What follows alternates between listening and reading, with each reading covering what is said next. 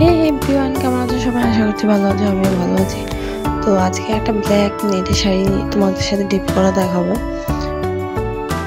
তো আমার এই শাড়ি আর ব্লাউজ কিন্তু মিশোর থেকে নেওয়া, খুব কম প্রাইসে। তোমরা যদি নিতে চাও তাহলে কমেন্ট করে জানাতে পারো, আমি ডিসক্রিপশানে লিঙ্ক দিয়ে দেবো।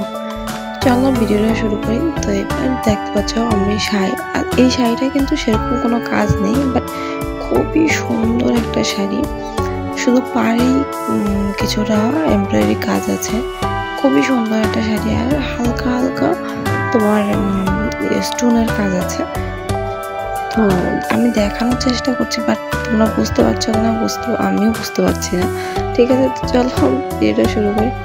এবার দেখো, আমরা যখন সায়া পরি, তো এমনিতে অন্য শাড়ির সাথে সায়াটা একটু উঁচু করে পরলেও ঠিক আছে, বোঝা যায় না বাইরে থেকে। কিন্তু নেটের শাড়িতে কখনো সায়া উপরে পড়বে না, যতটা সম্ভব নিচুতে রাখার চেষ্টা করবে। তারপর দেখো, যেহেতু নেটের শাড়ি, তো একটু খুলে যাওয়ার সে বেশিরভাগ চান্সটা কিন্তু সিল্কের শাড়িতে থাকে। তো তাও আমি নেটের শাড়ি যেহেতু, আমি এটাকে সেফটি সিকিউর করবো না, কারণ নেটের শাড়ি পরে প্রবলেম হতে পারে, কারণ ছিঁড়ে ফেসে যেতে পারে বা ছিঁড়ে যেতে পারে। সেজন্য আমি একটা নট বেঁধে তারপরে কিন্তু আমি শাড়িটাকে ড্রিপ করেছি। তোমরা কিন্তু এমনি ড্রিপ করবে না, কারণ শাড়িটা খুলে যেতে পারে। কোনো পা লাগলে, শাড়িতে পা লাগলে সেটা কিন্তু খুলে যেতে পারে। তো প্রথমে কিন্তু একটা নট বেঁধে তারপরেই কিন্তু শাড়িটাকে ড্রিপ করবে। যেভাবে আমি যেরকম শাড়ি ড্রিপ করি, প্রথম রাউন্ড ঘুরিয়ে এনে আবার সেই একই সেম জায়গাতে আমি ড্রিপ করে নিয়েছি।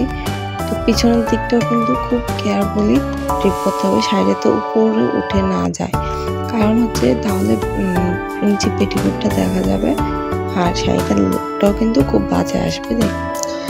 তারপর চলে আসবো আঁচলের পোর্শনটায়। আঁচলের পোর্শনটাকে একটু কুচি দিয়ে এবার আমরা পা কাঁধে ফেলে দেবো। এবার উপরের যে পাটটা ওটা ঘুরিয়ে এনে এভাবে কোমরের কাছে কয়েকটা প্লিটস বানিয়ে নেব।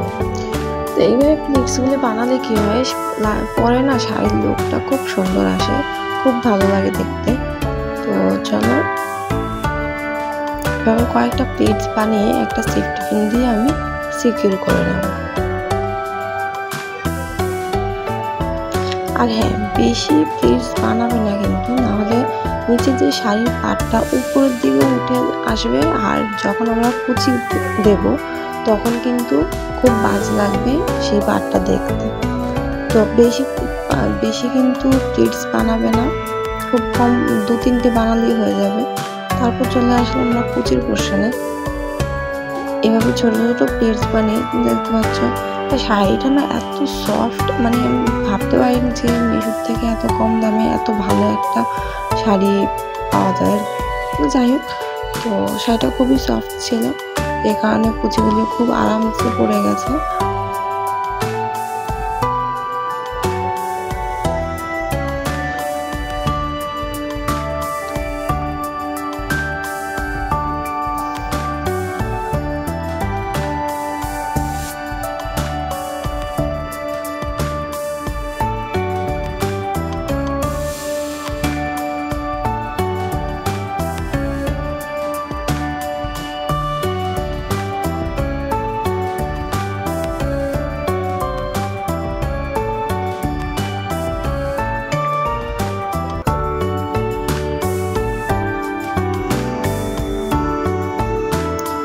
তো আমার এখানে শাড়ি পরা হয়ে গেছে, এবার আঁচলটাকে একটু ঠিক করে নিচ্ছি। আমার এখানে একটু মেকআপ বাকি ছিল, সেটাই আমি কমপ্লিট করছি।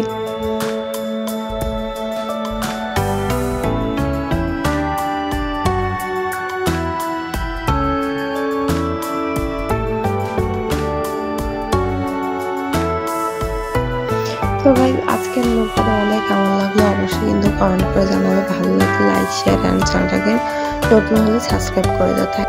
Thank you for watching.